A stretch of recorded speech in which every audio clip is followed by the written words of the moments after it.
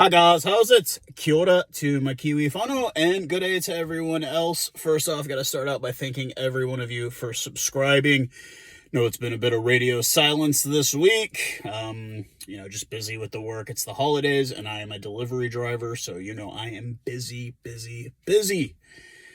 So first things first, let's just go ahead and talk about the obvious. URC next 2 weeks canceled. South African teams, new variants popped up. It's going to be all in disarray. The Northern Hemisphere teams buggered up and got the hell out as quickly as possible, and leaving South Africans to kind of fend for themselves. Now, we could do a whole video about that, but we will not, alas.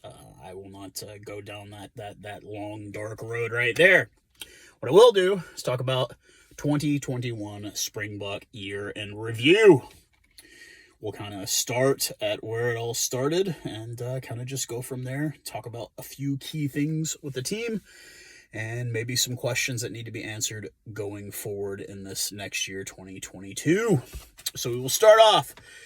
I think we were all eagerly anticipating it. July 2nd of 2021, we would finally get the mighty Springboks back out on the pitch proper. And they matched up against Tier 2 great, arguably could be a Tier 1 team, Georgia, and it was a pretty one-sided victory, 40-9. I think everybody kind of saw that coming. The British and Irish Lions obviously beat the brakes off of Japan as well, leading up to that, to the British and Irish Lions tour, where we had 3 games.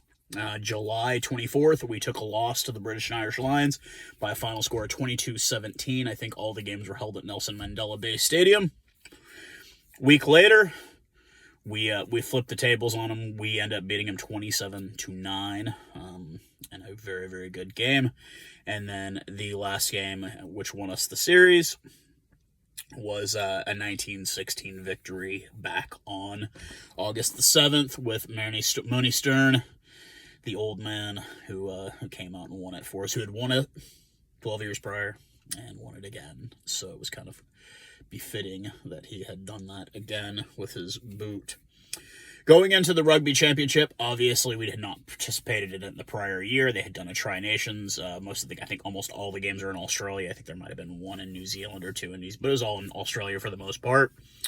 And we get a chance to see those Los Pumas, a team that had beaten the All Blacks for the first time in the Tri-Nations the previous year. And man, they looked pretty bad. The first game was a 32-12 victory for the Springboks. It felt good to be back in the Rugby Championship. That's always been one of my favorite tournaments. A lot of people love the Six Nations. I'm a Rugby Championship guy myself. I just think it's a much better competition.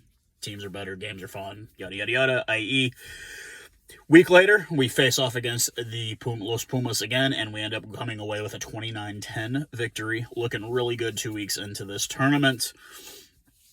We get a week off, and then we got 2 weeks off. And then we meet up with a Quade Santini Cooper returning Wallabies. I left the video up because I'm not one of those guys that likes to go back on my word. I still laugh. I still hate Quade Cooper. I still think that guy's garbage, rubbish. I just don't like his attitude. He's a Kiwi. He's not an Aussie. The end. We won't go on a rant about that. But we do lose to them by the score 28-26. It was a game we should have won. Hands down. We should have won that game. Week later, we take another loss, 30-17. Take in mind, these were both Quade Cooper victories. His kicking was on fire. I still hate the guy, but his kicking was good. So we're now on a 2-game losing streak, leading into the undefeated All Blacks, who were just playing lights out. We saw them put up 100 points on Tonga. In hindsight, we realize why. Samoa, Fiji, they were just running through the competition left and right. And a game that we should have won, once again. We should have won this game. 1917 loss to the All Blacks back on 9/25, right after my birthday. I was in Alabama, Birmingham, Alabama, during that for Furnace Fest, holding it down, representing Springboks every day at a festival with 10,000 people. It was great. It felt good. Ran into a Kiwi kid. It's memory lane right now at this point. Next weekend, we turned the tables in a game that came down to the last minute. Elton Yankees drop goal, Elton Yankees penalty. I think Kitsoff got drew the penalty from the All Blacks not releasing. He kicks an extra time, and we get the win over the All Blacks, handing the All Blacks their first loss of the year as well. That was a game that, Quagga Smith really showed a lot of grit in that game, and I thought Elton Yankees had kind of redeemed himself a bit. Unfortunately, he went right back down the same path that he had been before, but it was a great game. I think everybody that watched that as a Springbok, that was an all-time classic. That was just a great game. To get the win, obviously, was a plus, but just the way we got the win. We played our style of rugby. We didn't play like the All Blacks. We played like the Springboks, and we beat them playing Springbok-style rugby. And those are always the games you really love the most.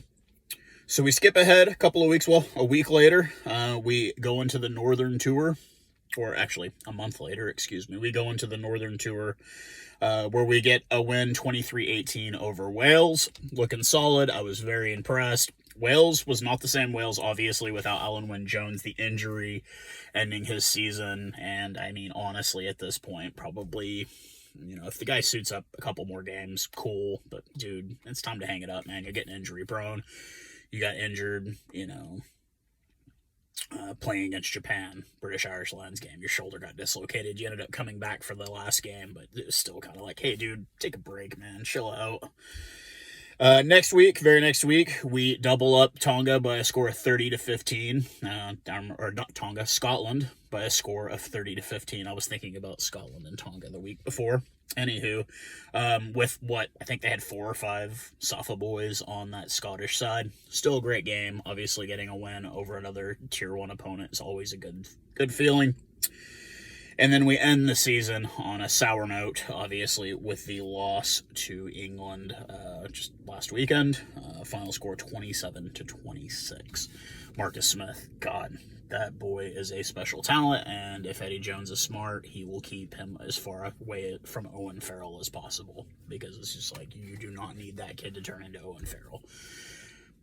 I follow him on social media. He just seems like the happiest kid on the world. He's 22, so I can still kind of technically call him a kid. I'm somewhat old enough to be his dad, but you get the feeling. You get the point, guys. I still think he's a kid. I think he's got an immense talent. I think he's got a really good skill set, and we could see a lot from him in this next World Cup. But time will only tell. So a couple of key things I wanted to bring up. Obviously, the video that kind of blew up my channel, the Rossi Erasmus saga, I guess, controversy, all that kind of thing. Obviously, this week also he apologized and backed down from the appeal. And I guess just agreed, hey, I'll just wait until the end of September to kind of come back into the fold. I'm sure he'll still be in Coach Neber's Jacques' ear as much as possible. It's always good to have that guy. And kind of look at some of the important stats over this year. Most tries on the team was Makazole Mumpipi. That guy has really become like a very proper left wing. I would dare say he'd probably be my number one pick for left wing in the entire world right now. He's got speed, he's got pace, he's got size, and he's just got that drive to get the ball and get it in and get across that try line. Puts the horns up when he comes across with his little slide, and I just enjoy it. It's a real treat. I feel like we're getting a real treat. Any of us who are old enough to remember Brian Habana, like that was a once in a lifetime thing. We'll never see something like that. And that was, Brian Habana was, probably one of the best wings in history, in my opinion. But Mumpipi is definitely trying to cement his reputation, and I'm really enjoying seeing that man out on the pitch doing his thing, because he's an exciting player to watch. His backstory is enough to make a hard man like Rossi cry, and that tells you that, he's been through so much, but man, he is just a sheer joy to watch on the pitch, and he's probably been like my favorite player this year, just because he's just been so amazing and lights out in that wing position. Obviously, the highest scorer on the team, Andre Pollard, 39 penalty kicks over the year. Malcolm Marks had 5 tries. Lukio had 2. We had a bunch of guys with single tries. Fossey, Foff de Klerk before he got injured. Cheslin Colby before he was out. Then Naki took to his leg, and then I guess when he got recovered, he just went to France because that's where the big coin is. And we said, hey, we'll be fine. Bringing in Fossey on the right wing there for a bit, not too much, and then Jesse Krill finishing out the tournament this year with us playing right wing and kind of being non-existent, and then being quite a bit existent, and then being non-existent again. Not a bad guy. I just don't think that's what we need on the right side. I'll kind of go into it later, but like that's just something that I think we need to look at long term. Since refereeing was such a big controversy this year, I went ahead and counted what kind of refs we had for most of the year. No surprise, we had 5 English refs. Nick Berry is a plus. I'm just going to say that right off the top. We had 2 Irishmen, a Scot, 2 Aussies, 2 Kiwis, and a Frenchman. Obviously, like I said, the grand majority of 5 of them being English referees. And like I said, they're not all bad. Nick Berry is just, he's garbage. He's rubbish in my opinion. Some things that I think we need to look at going forward this next year. First and foremost, number 1 is our kicking situation. It was good having Monet and then having Franz for those long distance kicks, but those guys are, obviously... one is retired from international rugby, and the other one is, he probably needs to at some point. It's cool to see him. He's also, he's still up there in years. He's 34, 35 years old, friends, but he's not a long-term guy. Like, it's cool to see him get out there and do his thing, and he's solid at that 15, at that fullback position. He was very, very dependable when we needed him to be. But that is not a long-term fix. Elton Yankees is not the answer. And Hunter Pollard is not the most consistent. He could have had way more than what he did. I think I quit counting after like 6 or 7 misses. It's just like, dude, come on, man. Like, you're the highest paid player on the planet. You should be money all the time, or at least 95% of the time. I'm not saying hit from anywhere, but damn, hate to bring up an all black, but a guy like Dan Carter, who could hit pretty much from anywhere. And Bowden Barrett, when he was in his prime, he could do it too. That's the first thing. We need to get the kicking situation. I know we've got Johan Husen, who's only 29. I thought he was much older. He's only 29. He's obviously injured right now. That is definitely a viable option going towards the future. Maybe you guys know some younger talent that I don't know of, but that's really the big one I've seen is Husen, and he looks like he would be money to be, doing the kicking in the green jersey. So, second one is, and this is one that does pain me a bit because you guys all know me, I am a massive Daniel Johannes Dwayne Vermeulen fan at number 8, but the fact of the matter is the guy's getting up there in years, and you can tell, and he does have his issues. He doesn't have the same explosiveness he used to have, but that's because he's 35 years old. He is Thor. Don't get me wrong, and I will always love that man. I always respect that man. He helped us win a World Cup. He's a great player, but that's not the long-term fix right there. I know Jasper is being molded into being his replacement, and he's had his bright points and he's had his really bad points, and I know that it's experience and time comes with that, and you will get better. The longer you play, the better, that kind of thing. And I wish him all the luck, and I hope that is our long-term viable fix at number 8. The right wing.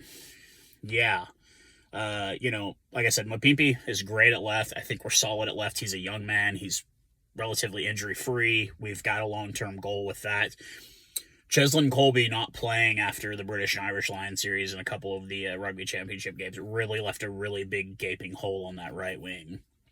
The last game when we played England, it was obvious that Krill could not hold it down defensively. And to me, Springbok Rugby has always been about defense. It's always been about just punishing defense. And we need to figure out that right. If Fossey can get healthy, maybe that's it. Maybe that's our number 14 if Cheslin Colby isn't going to play it. But I do think we need to figure that out real quick, because if Colby's not going to play, we need to find somebody that's really solid that we can depend on defensively as well as offensively. Cool. If you can run with the ball, you can make some magic. We'd have 2 really great wings, but right now we have a really good wing, and then we have whoever's left at 14.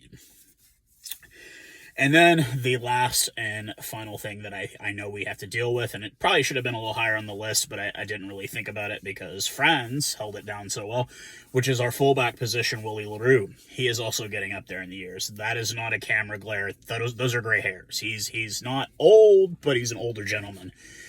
And we really need to take a long-term look at that number 15 because both of our best 15s, both of our best fullbacks are well into their 30s. And we really need to look at fullback and what kind of fullback we want. Do we want a fullback that can kick, i.e. Damian McKenzie, i.e. Jordy Barrett?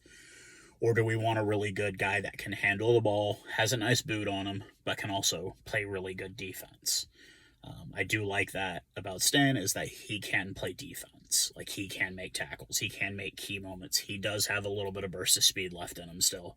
But we need to think about long term. We've got to, we've got to defend our championship coming up and, the clock is ticking. 2022 is less than, 5 weeks away. 2023, we got France, we've got the World Cup, and we need to figure out what we're going to do in that fullback position because I don't think LaRue is going to make it that far. Stan definitely isn't. That's like the biggest question I have is that we have a lot of veterans in some key positions. Now, obviously, we have a lot of guys out, not having DeToy in, not having Sneeman in. These guys are all valuable pieces that we did not get to see this year that, are going to be still plenty ready and available come 2023. They're all going to still be good, decent age.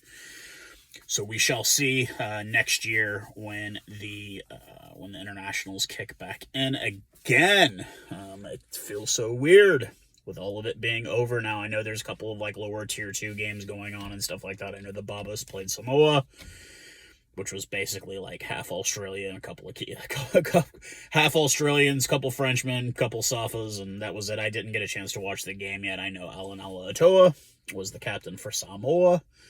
It's really disappointing that they didn't get to do their northern tour, but COVID, that's another thing that it's causing.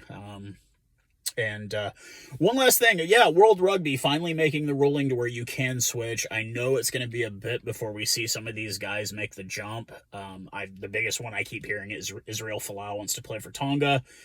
You know how I feel. I can't stand the guy. I don't care who he plays for. I'd like to see Malachi Fekitoa. He's still got a little bit of juice in the tank. He's going to be a veteran, obviously. I'd like to see him suit up for the Sea Eagle. I've seen a lot of names get thrown around. Pititao from the Bear Bristol. I think he plays for the Bears in the Premiership. Him and his brother, he wants to play for Tonga.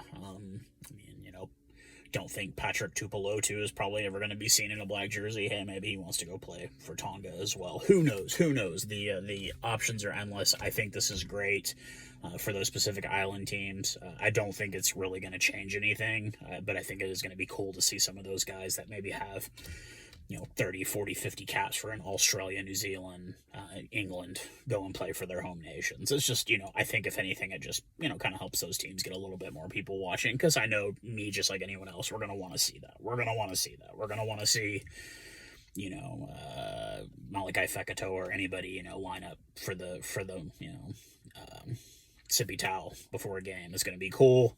Like I said, I could care less about Israel Folau. That guy sucks to me. I can't stand that guy anyways. He sucks. Go play league for all I care, dude. But it's going to be very interesting. And of course, it's nothing that benefits the Springboks because we don't have to poach other countries for players. That's where I'll end the video, guys. Thank you guys for following once again. I'm going to try and get some content going. Obviously, with no URC, not really a lot of options. I can watch Premiership, but it's rubbish. I'm just not keen on it. The MLR is really starting to pick up. You're seeing a lot of Safa kids coming over here, signing a lot of Cheetahs players, a lot of Western Province Academy players coming over here. Atlanta's got heaps of Western Province players. You're seeing Cheetahs players being signed everywhere. We've got a couple that are going to be playing here for the Jackals. I'm hoping I can kind of reach out with a couple of those guys on social media and see if I can do a couple of interviews. It'd be really cool to kind of chit-chat with some South African rugby players. And any of you guys that are in South Africa, man, just try to keep the faith, man. Try to keep it up. I know this is not how we saw this kind of airing out. And my heart does go out to a lot of you guys, Josh and Durban, even all these guys, Ian, all these guys I'm talking to on WhatsApp. And if any of you guys want my WhatsApp, just hit my email up. I'll chit-chat with you. I don't mind talking. 90% of the time I end up talking about food or hunting or like what I like to do outside of watching rugby. And it's cool because like you guys get to see my life and I get to see yours, and I don't mind it. And then, with Joshua, it comes to me throwing red cards at him because he likes to send me pictures of like Durbanaire's pizza. If I ever go back to South Africa, I've got to go to Durbanaire's because their pizza looks, oh my God, so good. And yeah, guys, it's been a real treat talking to a lot of you guys that have messaged me, everything. It makes me feel like, hey, man, like people care about my opinion in other parts of the world. And I cannot complain about that one bit. But yeah, guys, please stay safe. I know we've got the holidays coming up. I might do a Santa video at some point because I am a portly man and I have a beard, but we'll see how that goes. But until next time, I'm going to talk to you guys. Cheers and be safe, everybody. Bye, guys.